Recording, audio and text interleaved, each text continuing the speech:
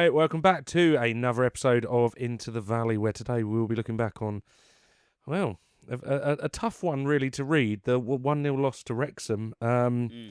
Performance-wise, 10 times better than what we've seen recently. Point-wise, not good. It was a very interesting one. Yeah, it brings up that an interesting debate, actually, I think. And we've talked about this since the game's finished. And would you take a poor performance but coming away with a point or 3 points? Or would you prefer to have a really positive performance but come away with nothing, with the prospect of it being,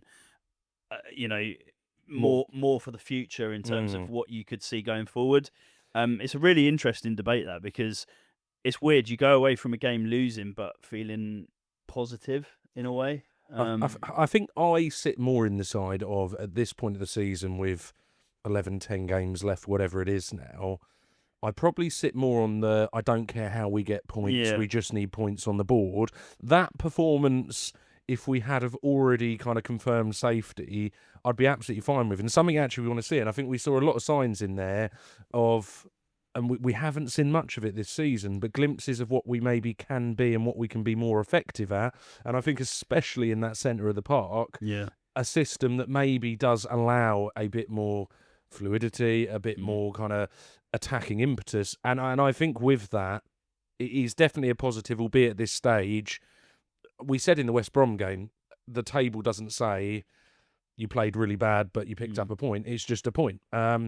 Equally in this, it doesn't go, well, you played really well in that game. It is no points on the board. And yeah, it's the same thing about like professional sort of footballers, especially strikers. When they get goals, they don't care how it goes in, do they? They just care that it goes in. And it's the same sort of thing with results, I guess.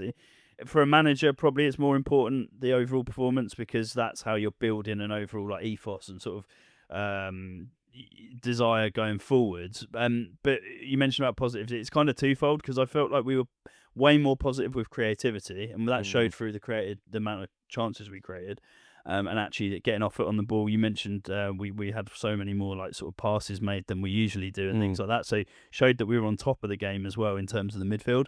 But also we went back to that sort of fight. It felt like we were like up for it again, in front of a pretty solid crowd as well. So I think a lot of positives to take away from it.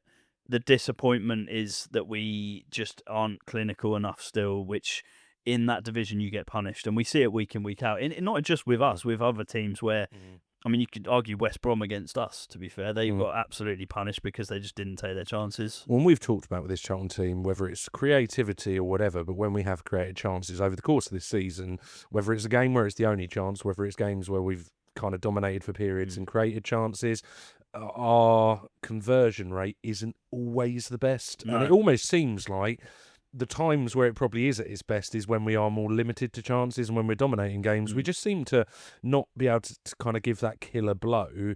And in this game, there was some, I mean, definitely one, but there was some pretty criminal ones where you look at it and say, in the Championship, you just cannot be giving those chances. And one of them, it happened, and then 2 minutes later they score their opener. I thought that summed up the Championship perfectly. That moment, that passage, and it also maybe sums up a team that are fighting around the playoff places and one that's scrapping a little bit at the bottom. That may be why we're where we are and they are where they are. But no, definitely. Well, let's go into that game then a little bit closer.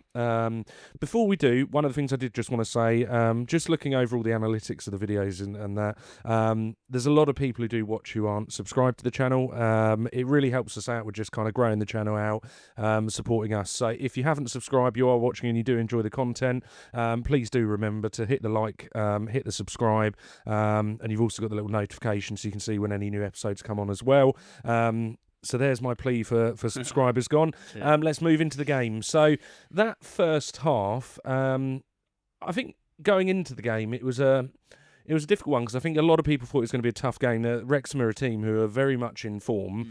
When we played them last time, it was a game of two halves, but we knew, I think with any Parkinson side, they're not going to be the most expansive team. They're quite similar somewhat to Nathan Jones, where it's quite pragmatic. Yeah, quite pragmatic. It very much kind of, they're not as expansive with their passing and kind of playing it round. They're very much kind of get it up the pitch, get a chance, score the goal. Well, they've Kiefer Moore's their sort of spearhead, isn't he? Yeah, So, yeah.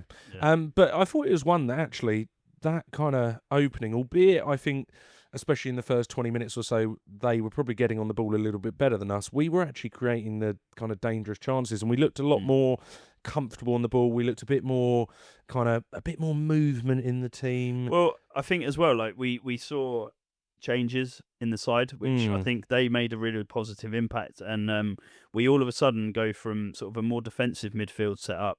We had Cody and Doherty both dropped out, didn't they? And then we had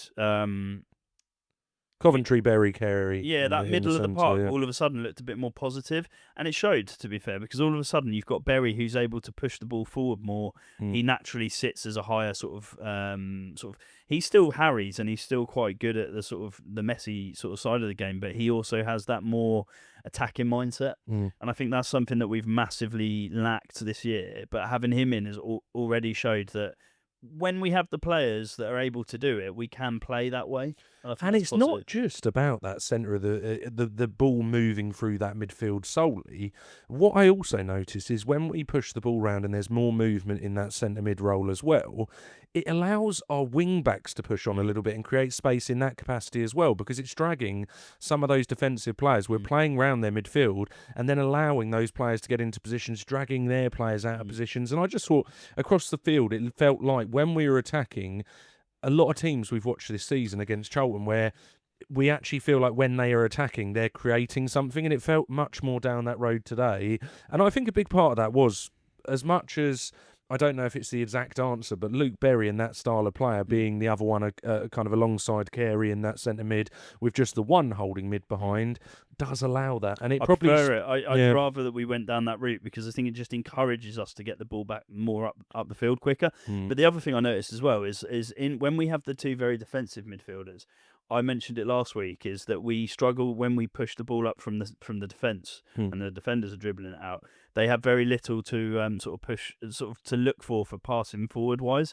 And I think when you've got like the likes of Berry and Carey showing more in the middle of the park, all of a sudden those defenders feel a bit more comfortable to dribble the ball up the pitch and play it forwards as well.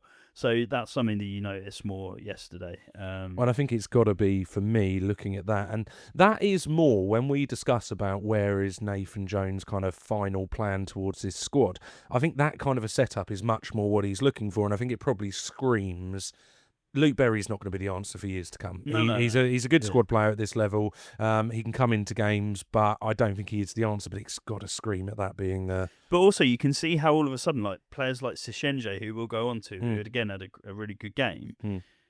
He's the sort of player that's a bit more open to sort of dribbling the ball forwards and sort of being more progressive from the back. And I think if he's looking at players like that, then he will naturally be looking at evolving the team in a way where we can push the ball forward quicker. And that's where, like I said, hopefully this summer we'll invest more in the middle of the park and creativity. But that will then allow players like Sishenje to even like shine even more.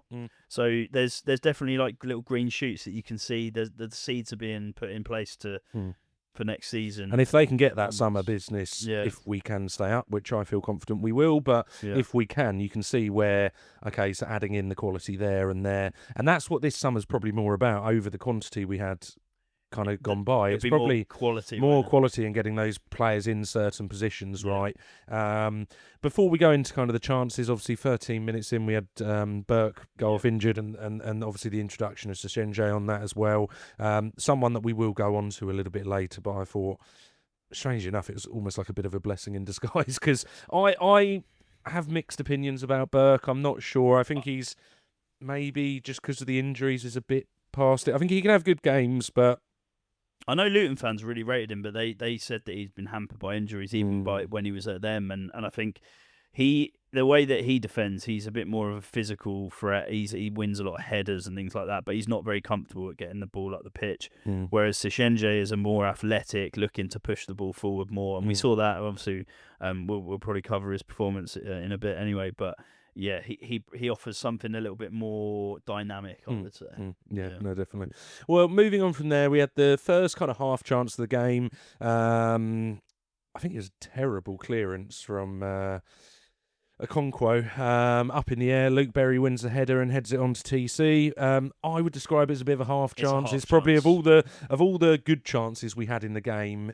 There's an argument to say maybe try and just get the shot away straight away, but it's a bit of a half chance, but it's a positive. We're winning the headers. Yeah. We're showing a bit of fight, pressing high up the pitch. Yeah, pressing high up the pitch and getting it into the right position. And then they're moving on from that. The next chance in the game, Luke Berry.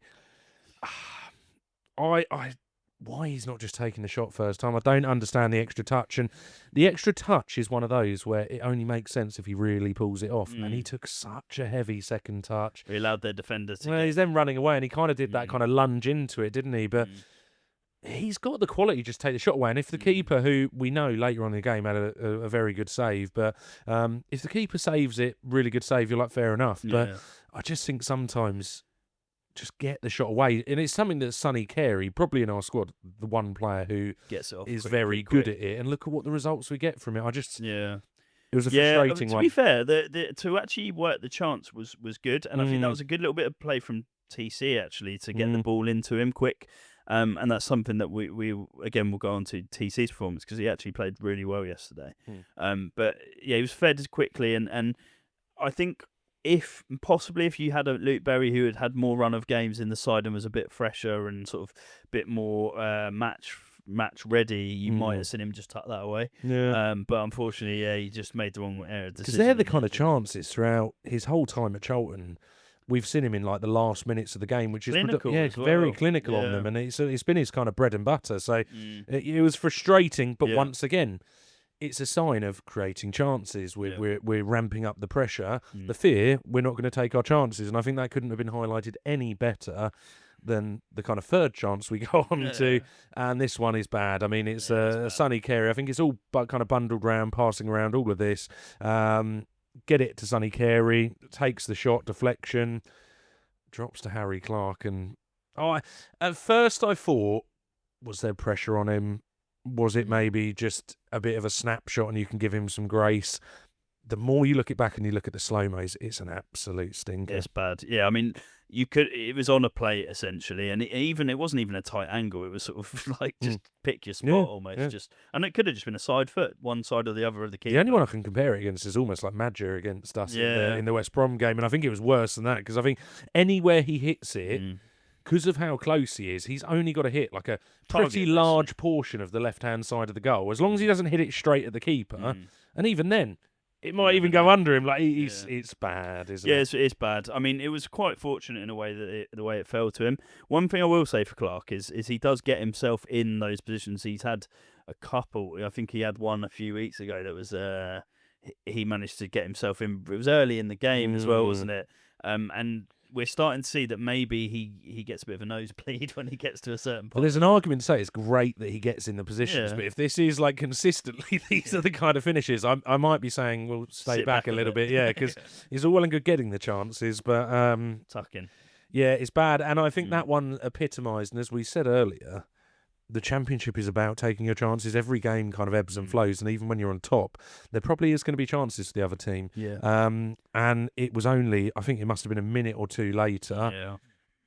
So frustrating. We've had two pretty good chances, one incredibly good one, and they have a chance which is a bit of nothing, really. Half chance. Well, he's created it for himself. Yeah, he's kind of created it for himself, flicked it over and taken the shot. Great strike. It's a great strike. It's a very strange one, because it felt like it took forever to kind of go towards it, and it all felt a little bit slow-mo. My instant reaction was, had Mannion had a bad kind of few minutes in goal, but when you look back, I don't think it is. I think it's just it's a bit just of one of those strikes. Strike from nowhere a little bit, and also he's caught it well. He's gone right in the corner, but also he's probably gone through a body as well, because he had a few defenders around him at the time. So I don't know how much Mannion would have seen of it as well. But the more I look back on it, 100%. It's not on the keeper. Nothing on the keeper there. But it was great. But it's so frustrating, because the difference in that game up to that point is actually we're the ones creating the bulk of chances, but they can just score out of nothing. And it felt like we'd been Charlton'd. Yeah. We've done that to so many teams, and I actually looked at it, and I think that's probably how I'd sum up most of the game, to be honest. We were probably in a rare scenario where we were the on-top team. Well, possession as well. We're not used to sort of dominating the ball. But we didn't look like we were having a headache with it. We looked like we were actually quite in control of that side. Yeah. And everything is if that is a 1-0 win with that performance, we're all sitting here very, very happy about both sides of it. But as I say, it did feel like one of those days where Wrexham came to do a job, and a moment of quality was the difference in that first half, and it ended up being over the course of the game. Yeah, 100%. And actually, they've had a really good run of away victories, I think, or they've got a really impressive haul away from home. And you can see maybe why, because they are clinical when they get those chances, and then that pegs teams back. And obviously, with the amount of chances we had in that game, we shouldn't lose that game. No. And it is really frustrating. But is it also, when you look at it, and I think Rathbone scored, I think he scored a pretty good goal against us when they beat us at the racecourse to go up. But they've got a few players in their team. We kind of rely quite heavily on Sonny Carey being that one player to do it. Yeah. You look at it, they've got Rathbone, Broadhead. They've got just a few players who can maybe do it, and it's sometimes actually the luxury of that. And we've come against quite a few teams, haven't we? You've got, and I think it is what a championship squad's about, that when one player's off it, you've got another very good quality player who can maybe have those moments. At the moment, our depth's maybe not quite. Yeah, I kind of feel with our squad we rely on predominantly Sonny Carey, maybe like a Lyndon Dykes who's a bit more experienced, or on the off chance Berry, which was like today. But again, maybe that came down to sort of a slight match fitness thing as well. But yeah. Well, we go in half time, 1-0 down. It was as I say, frustrating, but I think it was definitely a game. There's not many where we've gone 1-0 down and we feel confident about getting back in. I was about to say, like, when we were watching the game, we were saying to each other, like, actually, we're not overly worried, like, in terms of we think we could get back into this the way we're playing. And we did try, to be fair. Well, half time, Luke Berry came off. My understanding is I think it was a injury that meant he was pulled off. Rankin Costello came on, and I thought he looked like he kind of picked it up, kind of where Berry took off, but a very different type of player. And I thought the one thing when I watched him throughout that second half, I do think sometimes we do miss the fact that he is that defensive kind of holding mid mentality in some ways, but he's so much more comfortable on the ball, and he dribbles it nicely, doesn't he? And he does look for the sort of more expansive passes as well. I was quite pleased with him, and I think he's one that maybe we should try and utilise a little bit more towards the end of the season, because he does bring us quite a good option actually in the middle. And I do wonder with Nathan Jones, even though we picked up points in certain games, he's been quite critical of some of our performances recently, in the fact that really that's not what he's looking for, and that whether we were kind of quite fortunate, we still got the points. Yeah. A game like today is quite interesting because it does, even though we now come away with it without the points, it probably does open some question marks and has given some opportunities to some of these players coming in. Yeah, I'd 100% agree. I mean, when they get their chances, they've got to take them. And actually, I think it's twofold: the performance, but also individual performances as well. And it was a second half where we were largely in control. We were the team pressing. They had some dangerous counters, I think, throughout. There was a really good covering tackle from Sachenje for one of them. I really like that side of the game that he's bringing in, and the fact he has got that yard of pace to sometimes just cover back in kind of quite clutch moments that can make the difference. Yeah, and the big tackles, actually. Yeah, really important, and lovely to see what used to be his quite textbook kind of, I suppose, play. I don't think we've seen it as much, but a Kane Ramsey sliding block challenge that was reminiscent of that we had in the playoffs. He had the double block, didn't he, in the playoff semi-final against Wickham, and it was exactly the same, actually. And actually, you're right, that's what we are sort of used to seeing from him like properly putting his body on the line. So that was really good, considering like he's had a few like not so good performances of late. But I think coming off the back of the last one where he's pushing up a little bit more and got the assist, then in this game I thought he looked really solid, and I think we're starting to see those traits of Ramsey that are so good that I think he can sometimes be a bit of a victim of his own success, because I think Charlton fans have seen the such good side of him. When he drops off, it's noticeable, and I think if we can start to see that side come back in, which I think we are starting to, it could be so vitally important coming into the end of the season, because we've now, at centre-back or wing-back or wherever they need to drop in, we've got an athletic Amari Bell. Seshenje is the same. We've got an athletic Kane Ramsey. And seeing these players popped in alongside those experienced Nathan Jones is really I was just about important. To say that back five was a bit tasty today. I thought Ramsey, Jones, and Sishenje with then Bell and Clark on both sides. That was a nice. I think that is a strong. I think there's an argument saying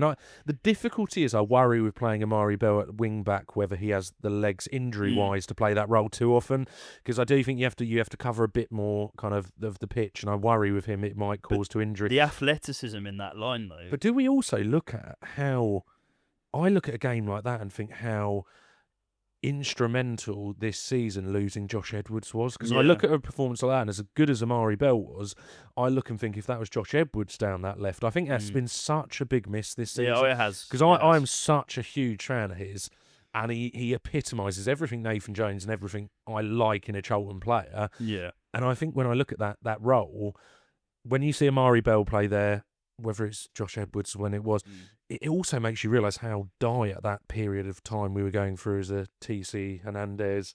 I think you're right. I think Bell's ideal position is that left-sided defence of the three. You can see why he was such a capable and quality left back at one point in his career. When he was like up and running at his very. Yeah, I just worry injury-wise. It could cover, but I wouldn't want him there too often. But I just think even if Sishenje wasn't in that back three, you've still got Bell that could have dropped back in there and Chambers go out on the left or whatever. Right? So you've got a really nice sort of flow of defenders now, which you think not long ago we were talking Keane and Goff at centre-back, we were talking Gillespie, and now we've got options where, okay, we have an injury on the right, Ramsey could go out there with Sishenje dropping in. It's lovely to now be looking at actually we could play varying different systems, and if there's an injury in game, we haven't now got that, oh my God, what's going to happen? It is depth. I just like how, as well, like the options we've got have got pace, they've got that sort of tenacious, big tackling sort of defenders now as well, and then we've got Jones, who's the absolute rock at the back with the headers. So, it's actually, that is a positive thing that I sort of noticed in that game. Well, I think that defensive unit hitting form as well towards the end of this is so vital, because it is what the base of every Nathan Jones team is, and without that, we build on that. Yeah, without that, you've got real struggles, and that's what we saw in certain parts of the season. So, so the game goes on. Probably, if we're looking at the kind of bigger side of chances. TC off the header of Lyndon Dykes, brilliant. Great bit of play. Brilliant bit of play, and I think just showing once again, even on games where he's not as involved, not as good, just that quality and handful. Great cross. Yeah. Once again, I think he has to get it on target, and I know he is the last person you'd want on the end of that, isn't he? In terms of like a header. It felt like to me that he wasn't expecting to get it, but I think it's kind of where you'd probably see the difference between that and like a Lyndon Dykes or whatever being on the end of it is, even if you don't think you're going to, you still attack it like you're going to. And I think if he had done that, I think it's the fact it came like kind of right at the last minute and heads kind of backwards and flicks up that caused the problem there. Yeah, he should. I think if you were looking at a natural sort of goal-scoring striker, that would go in the back of the net. And for me, that was the turning point in my head where I felt it's just going to be one of those days. I think that must have been around the 75th, maybe a bit sooner, I can't remember, but it just felt like we're just chance after chance. We move on, we've got what would have been an incredible one with Sishenje. Before he hit the ball, I thought this has absolute rocket territory on it, but it was a rocket, to be fair. It was, it was a rocket going to space instead of the top corner. It was, but once again, it just felt, it's just not quite going to happen. The game keeps pushing on. As I say, they've always got that danger on the counter that I think we get caught out. We started ploughing on strikers like no tomorrow. I think towards the end of the game, we must have had TC, Dykes, Kelman, Lieber, and it was a Hail Mary if you've ever seen one. And there is one chance, really, isn't there, in there? Great save, isn't it? It drops back to Carey, the best person you'd want on the strike pitch. Was good as well, and quite a close strike as well. It's not like it was sitting 35 yards out. I think it was just inside the box. It was a great save. I don't think any criticism to Carey, because you do just have to put your foot for it. But the only thing I will say, it was a little bit close to him. maybe. A bit central, but actually he was. I don't think that's a criticism to Carey. No, also Carey was probably more just, okay, I need to get my head over this and hit the ball firm. But that close and that speed, even with the keeper it being close, he still has to push it out right. It was a great save. Some keepers would let that through their arms or whatever. So the keeper's made a really good save. But that felt like they always say, don't they, as you're getting towards the end of the game, a lot of the time, especially when it's close, you get one chance. Yeah, that was that. And that felt like the one chance, because I think as soon as that happened, that game kind of then fizzled out into extra time. They managed it quite well. Yeah. Final whistle goes, and we kind of all leave scratching our heads out as to how we've not at least come away with a point. But as I say, definitely pleased towards the performance. There's pride as well, which is and pride can go a long way, because actually the fans see that the players have put absolutely everything in. We've seen some more progressive, positive football, and actually it's a positive sign for the games we've got to come, and especially those games where we're going to come up against teams that aren't going to be as high flying in the league. And maybe, as we've talked about already, we're going to come up against teams that might be safe and they're not going to make the playoffs. If we're putting in performances like that against teams that have sort of got nothing to play for, you would hope that we were going to have enough to then get a few more points. And also in the situations where we do need to be a bit more expansive, hopefully it's just a reminder to the players that we can do it. Yeah, because it feels like for so long, players and the fans. Yeah, again, for so long we haven't seen that side, and we've seen some pretty turgid, kind of horrible displays. It is just a nice reminder that it is. I don't know about you, like I following Charlton this season has been really like up and down, and like we've gone from the beginning of the season thinking, actually, can we push for the playoffs in the way that we've set up and been so solid? Then we went through a pretty dire period. And now it's sort of that really we're in the position we're in, and we're scrapping to sort of get results now, and it doesn't really matter how we get them. Are you describing the season or the last 10, 15 years? Well, it's a very similar. You cannot argue either or, to be fair. But what I will say is, after a while, when you start seeing these performances week in, week out, where we're just grinding results out and we're sort of scraping results and stuff like that, it is nice to see a performance where you can see some progression. Well, because 100% we've been tough to watch at times this year. And as much as this season is all about staying up, I think you always hope that you can at least enjoy the football you're watching. And I think there is definite times this year where it's been, even when we've won, quite horrible. When I'm sitting there watching the game, I wouldn't say I'm sitting there really enjoying it. I might at the end when we've got points on the board or whatever, but there's been some really kind of through kind of gritted teeth watching us scrape away at points. And this is where I think a lot of fans have sort of given Jones that playing that card this season is fine because we need to stay up. Next season's where people are going to want to see us progress. But seeing little shoots that we are able to do that even this season, it shows a root. Yeah, that's what I mean. It gives you a confidence that we're going to be able to really like build on it next year. And I think what we also have to look at in that squad, and I think what's so important as well, in a lot of relegation fights, one of the biggest things you need to go in is togetherness. An ability to, play dirty when needed and pick up points. Nice to sprinkle in some of these better performances. But I look at other teams around us at the moment, and I think we touched on it just before we started recording, which is West Brom being a great example with a terrible result for them against Oxford, bringing Oxford into maybe a bit more of a question. But for them, it's a toxic atmosphere. They're at times, I think, playing well but can't finish their dinner, and that's got to be concerning. I think they've got players who don't seem like they're up for that relegation fight, and maybe don't because they've never been there or didn't expect it, don't know what to do. And I think we've got to take some positives as to some of the performances we've had in those times, whether it is playing dirty and getting points, whether it is these better performances. The one thing I think we've seen in there, maybe dropped off a few times, but is a real fight, desire, and togetherness. That is a really good point. And I think you've got Leicester as a great example of that as well. They're I think under Rao it may kind of just about get that mentality back in play, but it's so hard when you have got players who don't know how to. I think Leicester are lucky in the sense that they've got so many quality players that they might be able to just dig them out. I think, and I might be wrong, I think they've got the highest wage bill in the league. Yeah, they have. They've got, I think, Winks and that might be on 80, 90 grand a week. Yeah. Like, that's what we're looking at there. But so they've got players in that team that probably, even if they're off it and they're not looking like they're ready up for the fight, they'll probably have enough in terms of the quality just to get them across the line. Whereas West Brom, they have got some quality players, but they've, like you said, they've got some players that just don't look like they're even up for it. And I saw some videos after the West Brom game of their fans chanting, "You're not fit to wear the shirt." The players are stood in front of them, and it looks like an absolute. And that can only go in your favour when that's the kind of teams we're in a relegation fight against. So I think there's a lot of positives to take from the whole atmosphere. As much as I know as Charlton fans we can get a bit frustrated and stuff, I think when we see performances like, you can see there is such a togetherness in that group, and whenever there's been question marks over the kind of none of them like there's certain players not playing for the badge or not even necessarily the badge. I think there's been question marks this season over whether Nathan Jones has lost the dressing room.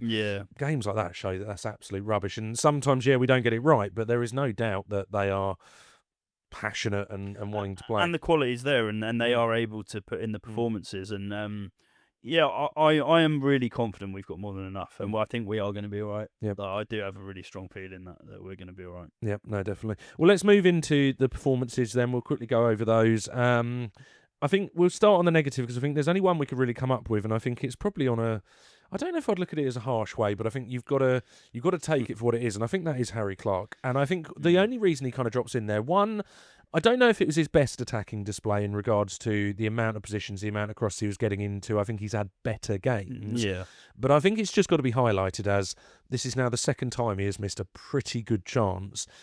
And he's more there as a kind of it feels like putting someone on the naughty step and saying, "Look, fuck your ideas up." Fuck your ideas up," because we just can't see it become too frequent because it is so vital we take those chances in those moments. And that shot, any professional, semi-professional, or maybe even Sunday League player should be probably putting that in the back of the net. Yeah, they should. I think. I have been impressed overall in like what he's brought for us, because I know we were desperate for those sort of wing-back positions to be filled by players that actually sit in that role. And he has shown that he is able to play that role very effectively, actually. And actually, more than Bree, he's able to push the ball up the pitch. He's more progressive in that sense, and he's been good in some of his crosses into the box have been brilliant, actually, this season so far. But there is that element of, if you are missing sitters on a regular basis, one, it's a positive that he's getting himself into the positions to actually get on the end of those sort of things. But you cannot keep doing it because it is actually become problematic.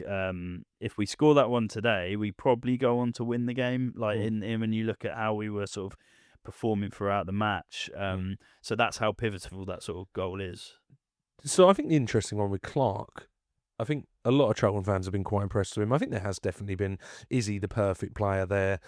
I think it's very difficult at this level to get the perfect attacking and defensive blend. Do you think that style of player and what he's playing like, and whether that is that balance between, is kind of what Nathan Jones is looking for? Or do you think that it's kind of a next step but not the final? Because my only concern, I think, when I come to it is I think for the system we use to work, you've got to have a slightly... I personally think a slightly more athletic winger in regards to a bit more pace, more... I don't like going back to him, but more, as much as he had his flaws, like the Thierry small. I always felt that was more what Nathan Jones was. Well, the other thing we have to remember is both our wing backs are loans, so Chambers and Clarke. So they're both on loan, so they're there really to fill a gap for a moment in time. And I think he does the job for what's needed now. No, he does, and that's why he's been brought in, because he ticks a lot of the boxes. But you're right, he's not that fully athletic, bomb down the wing sort of player. He's somewhere in the middle of that, I'd say. I wonder in time if you have a Clarke as well as a more athletic. You can then rotate it on the game. Yeah, depending on the game. You have Clarke for the more defensively minded, solid setup when you're going away to Southampton or whoever it might be. And when you are in a more... kind of attacking game, you still got that strong defensive player, but maybe someone who's got that slight more attacking. I think you're right, and I think, to be fair, what Clarke is good at is he is quite strong defensively. He's quite physical. He's quite good at sort of fronting up his man, that sort of thing. So he's brought those two elements. Whereas you're right, maybe you in a game where you're more dominant, or you potentially are going to be more dominant, you go for a player that's more push the ball up the pitch. And I think Nathan Jones does want that in the squad. I think he wants as much competition, but not necessarily having... I think you always have to, in the squad, somewhere have like your star players. But I think predominantly over the squad, it's, okay, if that player gets injured, someone can step in and it's not a dramatic drop-off, or it is a slightly different style of play. I think he will predominantly build squads more around that mentality. So, yeah, time will tell with that one. But he's the only one, really, we could look at, and yeah, I'm sure you could look over performances and say some better, some worse, but he's the only one that I, for that reason, could put in I think that's the only reason he's in there as well. notably It's poor. just Yeah. the glaring sitter that he missed. But apart from that, I mean, he didn't have the worst game. No. He still put in a decent shift, but yeah. Well, let's move on to what was slightly easier on this side, and that would be the positive side of performances. One to start on, 13 minutes in, he came onto the pitch due to injury, but one I was so impressed with, again, I think is a really solid start to his Charlton career, and that's Colin Sochenje.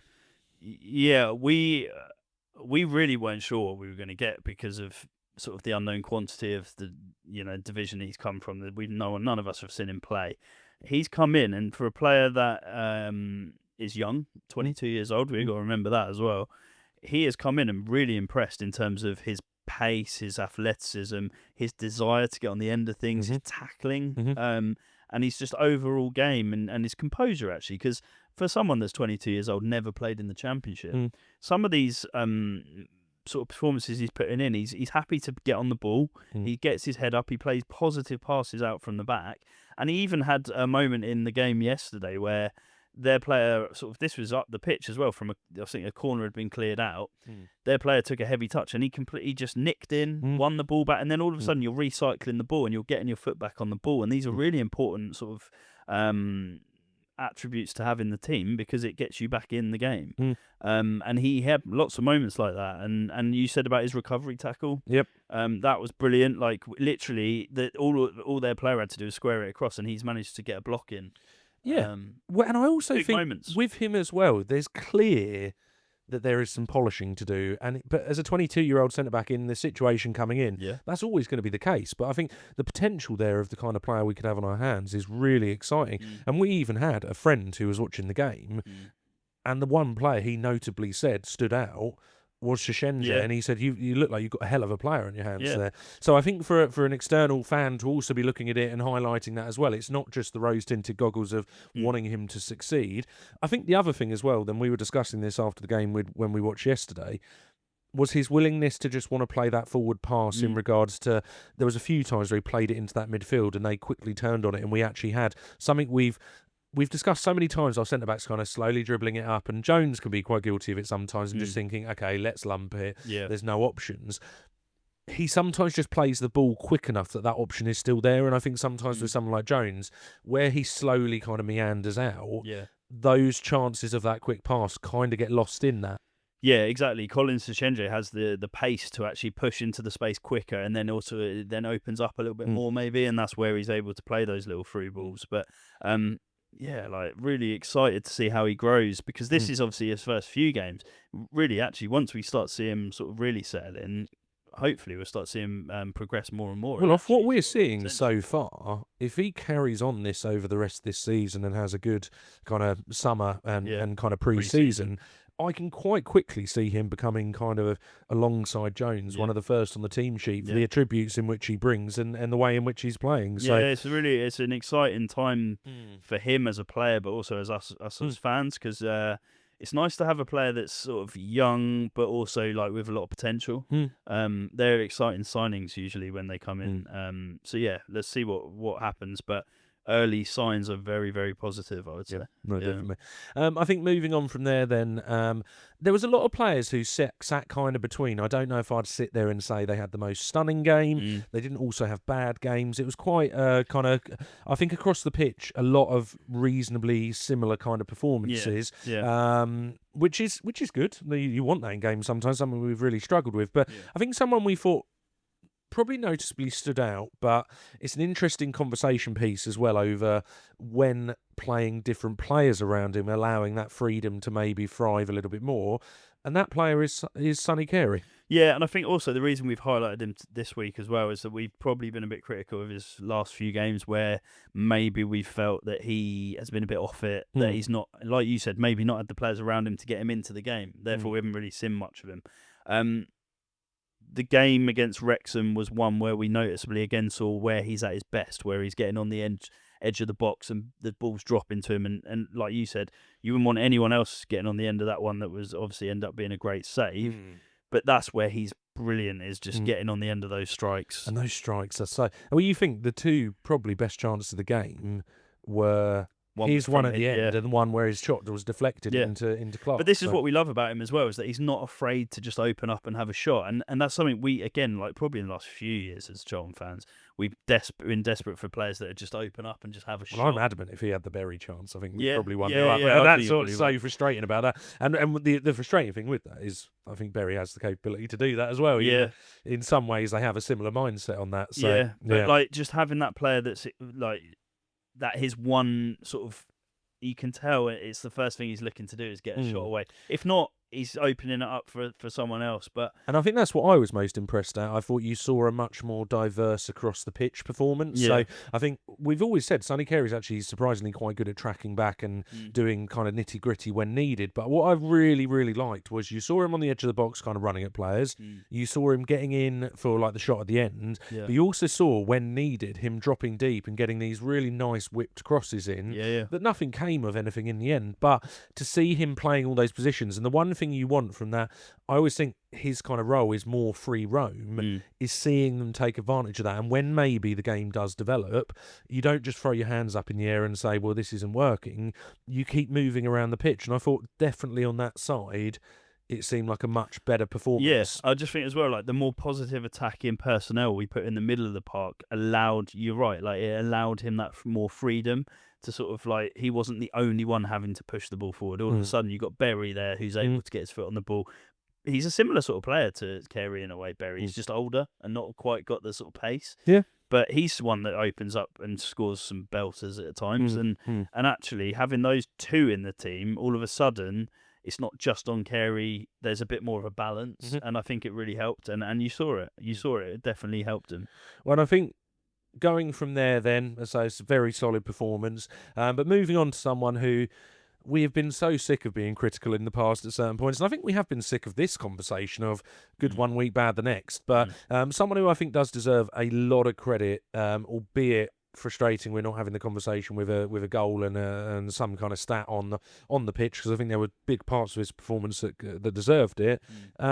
TC, I thought he was kind of playing at his best. He was running at players. There's always, look, with any winger at this level, there's still always a frustration of sometimes his cross isn't as good as it maybe should be. But I thought we were seeing the dangerous side of TC, the confident side of TC. And I say it would have been wrapped off lovely if he'd had just got that header in. But overall, that's the TC we want to be seeing more. But he was getting himself in those positions, which is what we want to see more and more of. And actually, we saw it in the game yesterday, that he was willing to sort of get himself forward more. That maybe that naturally came with the way we were playing, and we were sort of getting a more of a foothold in the game, and that is really where he comes into his own when we're actually on top of a game. But also, one thing I did notice as well is he had a couple of times where he looked like he was sort of being crowded out, and he managed to wriggle his way through, and those are things that he's so good at as well. And actually, when he's on it and he's able to sort of beat 2 or 3 men, again, he creates so much excitement, but also opens the pitch up as well. Do you think sometimes with Campbell, and I think you've hit some of the nail on the head with some of the comments, but when we do play more expansive like that, I do worry that when he is our only attacking outlet and we just kind of rinse and repeat, getting it down to him as our only option, they do double up on him, they mark him out of the game, and his head goes down. And I think in a game like this, where you do see is there's a bit less pressure because they can't just double up solely on him, because it opens up space for other players, your Careys, your Berries, who are moving and actually creating space. Are we sometimes in our performances hampering TC's development and actually his best attributes on the pitch? And I think there is responsibility to him in performances, 100%. But are we in the way we play, and actually have we got to look at that going forward? If we want the best out of TC, we do also have to adapt to types of play that will let him thrive. There's no coincidence that the one game, or of recent times, the one game where we're not lumping it up at every opportunity, well, wow, all of a sudden TC starts to actually come into the game. Because I feel it takes him a run or two sometimes to get going. And when he's only got a run or two in the game... If you think about it, in those games where we have just put Leeburn and Dykes up top, and every opportunity we've tried to bomb the ball forwards, we've seen very little of Campbell in the game because he's having to feed off scraps, barely getting hold of the ball. All of a sudden, like, we get more of a foothold in a game, and you start to see him really, like, come into his own, and that's where he's best, when he's able to sort of run off, like you said, the Berries, the Careys, people that can play the ball through to him. and us just being more positive in general. That rubs off then on the positive sort of forward-thinking players in the team.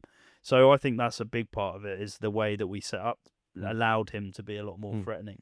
Yeah. And once again, if we can just see that more often, we're in Groundhog Day on this one. But he'll start taking those chances as well, because he'll get more and more of them as well. But I think it is a reminder of some of his, as I say, some of his attributes, some of the dangerous sides of him, and why there is always, why he's been pushed harder than maybe other players. Because there's a lot of players who, with some of the performances in overtime, wouldn't still be getting in the starting lineup, or would kind of have been frozen out, loaned out, and all this. I think that's why probably the coaches, and why Nathan Jones loves him. Yeah, why they see, because I think their potential in there of what he could be is always what will kind of hold on to that. Nathan Jones, in a lot of interviews I've seen him, has said he's a Premier League player, but he's just not fulfilling his potential at this moment in time. Mentality, I think they hold over being like as in just being able to cope with. They see him as a big attribute for Charlton, and actually I think he's, like we said the other day, like he might be on the end of his contract, but he's got another extension that we can activate. I think they'll be looking to tie him down, because 100%. he is a player that on his day is really, really threatening, and I just think we just don't see enough of him. We talk about that regularly on here, but I think we've had this the constant rotation of him and Lieberman, isn't it? They're the two academy products that everyone wants to succeed, everyone wants to do good, but have frustrations, albeit they're still young. But there's a reason as well that, like, when we do these podcasts, we get comments coming from opposition fans, and a lot of the time they say, I've seen loads of opposition fans saying, "Oh, we'd love to have Campbell in our team because he's really dangerous," and like, so opposition fans can see that he is a threat. It's just the consistency that we've been so wanting to see, and I think his first season in the Championship, you could say that it's been all right, like not been the worst. Like it's a tough division to come into. Overall, it's probably a little bit better than what I thought. I think he's actually, when he has been on form running up against some Championship defenders, he's done better than I thought he would. Because there was a season where I would have saw that absolutely nothing, no impact, and you were looking saying, no, he's got to go out to League One. I think there's a reason why we still see him as that really important asset and still someone in the squad who can make the difference. It's a big step up. On his day, though, when he is running up against some pretty good defenders, he does still do very well. Yeah, he does. He's a dangerous character, and I think today was just another example of him showing that he's got that in his locker. Yeah, no, definitely. Well, there we are, the Wrexham game. The circus came to town. They went away laughing. But yeah, as I say, very, very frustrating, but some positive ones to take on from. I'd like to kind of move on from it. And I think in a similar vein, even though it's not quite as much of a circus, another similar kind of team, and another one that came up with us last year, going into our next game, next Saturday at the Valley, 3 o'clock kickoff against Birmingham. Yeah, that is. So we actually took a point from them at St Andrews this year. So we remember the game because we were at it last season at the Valley. It was the 1-0. I want to say Luke Berry, I think, scored. No, it wasn't. It was flick on from a header, a long throw, flick on header. I think I can't remember who it was. Matty Godden. It might have been. I don't know. I can't remember. One of the two. Yeah. But yeah, no. To be fair, we've got an all right record against Birmingham. I think in the League One game last year, Stansfield scored. I think we lost 1-0 at St Andrews there, but 1-1 this season in the Championship. They've got a really, really good squad. They've just strengthened in January. They've signed. They signed that Spanish winger. Vicente, I think it is. Yeah. They've got really, really talented players all over the park. They've got the likes of Damari Gray in there, who is clearly like a cut above. They've got Stansfield, who's obviously dangerous. They're a really good side, and I think they are an attacking team that like to get their foot on the ball, and so we will need to be massively on it in terms of our. I think realistically, the chances we create have to be taken in that one 100%. When they're probably getting, because it depends, I think they're playing Middlesbrough tomorrow. Yeah, that's a Monday night game, isn't it? Yeah, but I think they're also getting to quite a pivotal stage of the season, because at the moment, Wrexham they are sitting in 11th. They're 8 points behind Wrexham. Yeah. And if they lose that, they're kind of hitting the point where they now have to start really hitting win after win after win to get that playoff push. Because at the moment, it's looking like they could quite easily drop away off that. So it kind of makes me think they'll be going hell for leather towards it. That can work both ways, because I think when the pressure is really on to have to do that, and their form, it's kind of jumped between. I mean, they had a 2-1 win against Leicester, a 0-0 draw with West Brom, which when you look back on it, it's really poor for them. Yeah. A 2-1 win away to Norwich, with a very good result, but then got beaten 3-0 by Millwall. And it seems like, I think their away record has been where they've struggled more. Goes in favour of us. I think it'd be an interesting one to see how we set up against them. Yeah, because I know in the game at St Andrews, I think we were very defensive, but we made it really difficult for them to break us down. Do you think we go again? I don't know. I think that the way that Birmingham play, they're an ultra-attacking sort of side, and they've got those players in their team to really push the ball forwards. And they've got, like I said, the likes of Stansfield. You've got some really dangerous players that, if you give them time and space, they will hurt you. So that's, I think, why Jones in the first leg, he really did set up to really make it difficult for them. Do you think Nathan Jones will try and find... We look at today being a little bit more attacking, a bit more kind of to it, and then we look at the Cody Doherty midfield, which is incredibly solid but really lacking on that side. Do you think he tries to find a middle ground between them for these kind of games? Because I think my thing is, I don't know if I completely agree with just going in with this ultra defensive. But then the flip side, we picked up points doing it. And then it goes back to the performance or points, doesn't it? Which is what we sort of talked about from the start of the show. But I would say as well, maybe Costello he maybe actually sits in that camp where he can do the defensive and the attacking part of the game. So maybe you could see like him in there. Him with Cody probably is. Yeah, him in there with Cody. I think Doc's the one you'd say is more like... I think Cody's there as the kind of centre-back holding mid. I would assume Rankin Costello would come in. One thing we do need is players that are comfortable on the ball, because I think we're not going to have a huge amount of the ball. So when we do get the ball, we've got to be able to... Cody Rankin Costello maybe on the defensive side would be more that. The other option would be someone like a Berry, but I'd be very surprised if Berry's gone off half-time injured today. I'd be very surprised if Berry's sitting in there. I just think we've got to be really clever with when we have the ball in this one, because I think they'll dominate us in terms of the possession stats. So we have to be clever when we've got our opportunities to get the ball forward. And actually, in the game where we got the draw, I think it was Tyrese Campbell, wasn't it? They got the goal in that one. After it was Tanto. Yeah, knocked it through the legs of Clara. Made it silly and then knocked it across goal. But they've got like you mentioned, like Clara. They've got some big boys in that team as well. But we are very good at making life a bit difficult from like sort of the long throws, the crosses, the corners. When you've only got to look, Birmingham are a team who are blown hot and cold this season, so it also depends on what kind of Birmingham turn up, as well as we're a team who do that quite a lot. So it depends. It's quite a hard one to call. Like you said, they are in a stage in their season where the wins are crucial now. I mean, if not, then they're going to end up finishing like comfortably mid-table, which, to be fair, I don't know what their expectations were at the start of this season. I think it would seem okay if you didn't also... Because I think them and Wrexham sit in a similar story in regards to big money coming in, big money being spent on players. I would say that would have been fine at the beginning of the season, especially if they just tried to push the playoffs. Yeah. Seeing Wrexham sitting above them, doing it, probably maybe stings a little bit to most Birmingham fans. Yeah, I'd say so. And I think realistically, Birmingham fans have a high expectation because of what they've seen, the way they dominated League One. Yeah. And actually they probably signed players that were well above the cut of a League One standard.